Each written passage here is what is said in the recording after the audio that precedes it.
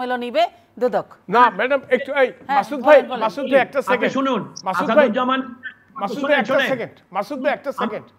ভাই আপনি একটা সেকেন্ড আপনি রিপ্লাইটি দিয়েন যে মিস্টার আসাদুজ্জামান মিয়ার যেটা কথাটা বলছেন সেটা গেল সপ্তাহে দুদক সচিব মহোদয়কে জিজ্ঞাসা করা হয়েছিল।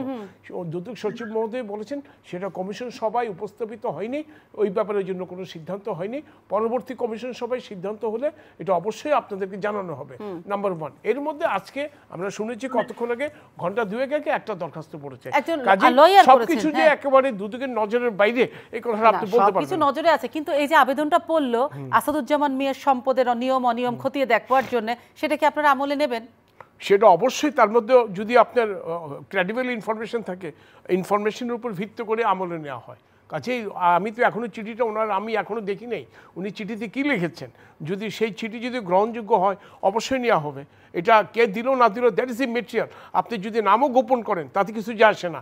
আমরা দেখব চিঠির সারবর্তা, দরখাস্তের সারবর্তা, সেই সারবর্তার মধ্যে যদি ম্যাটেরিয়ালস থাকে অবশ্যই নেওয়া হবে। কে দিল না দিল সেটা দুদকের কাছে বিবেচনা হয়। কিন্তু কেন বারবার আপনাদের শুনতে হয় কিংবা বলতে হচ্ছে তালুকদার সাহেবকে যে কাকে ধরবেন কাকে ছাড়বেন আর কাকে রাখবেন সেটা সরকারের ইশারা? এটা ম্যাডাম আমি তো প্রথমেই বলেছি, আমার শ্রদ্ধেয় মাসুদ আহমেদ তালুকদার সাহেব একটা বড় পলিটিক্যাল পার্টির আন্তর্জাতিক বিষয়ক সম্পাদক।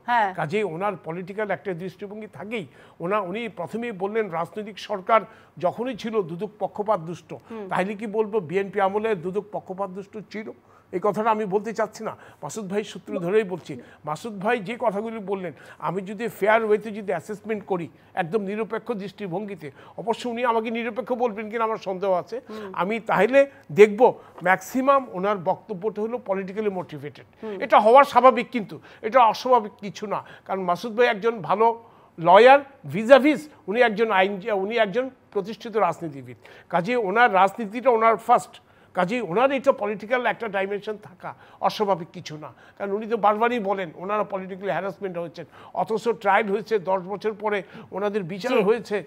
এটা কিন্তু ওনারা বলেন আমরা পলিটিক্যালি মোটিভেটেড। কাজেই মাসুদ ভাইয়ের যে অ্যানালাইসিস আমি মনে করি এটা গুড অ্যানালাইসিস হয়তো বা, কিন্তু ইটস এ পলিটিক্যাল অ্যানালাইসিস। কিন্তু আপনি যদি বলেন যে উনি পলিটিক্যাল কথাবার্তা বলছেন, উনি পলিটিক্যাল মানুষ, এটা বলবেন। আমরা সেটা উনি আপাতমস্তক রাজনীতি না, আমি তো সাধারণ সম্ভাষণ জানাচ্ছি। আপনি সাধারণ সম্ভাষণ করবেন এবং বলছেন যেহেতু যে পলিটিক্যাল মানুষ হিসাবে ওনার কথার সত্যতা কতখানি আছে বিরোধী মত হিসাবে সেটাও একটা বিবেচনার ব্যাপার। ওনার কথা অনুযায়ী আমি তো এটাই ধরে নিচ্ছি যে মাসুদ ভাই যখন ক্ষমতায় ছিলেন 2001 থেকে 2005-06, তারপরে 1991 থেকে আপনার 1995 ওনারা তো ক্ষমতায় ছিলেন।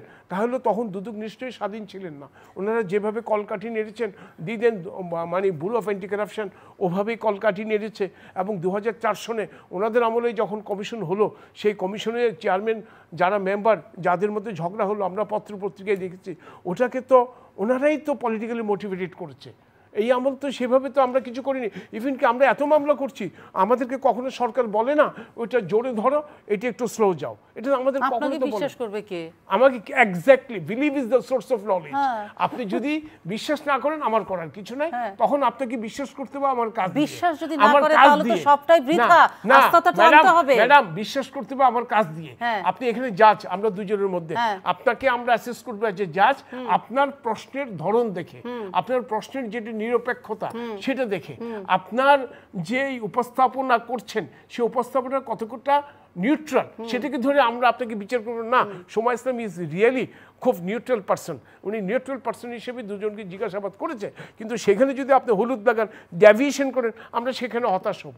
ব্যাপারটা এটাই। এখন আমি হতাশ না এখন না ম্যাডাম, আপনাকে আমাকে যদি বিশ্বাস না করেন তাহলে বিশ্বাস কিভাবে করবেন? খুবই গুরুত্বপূর্ণ প্রশ্ন।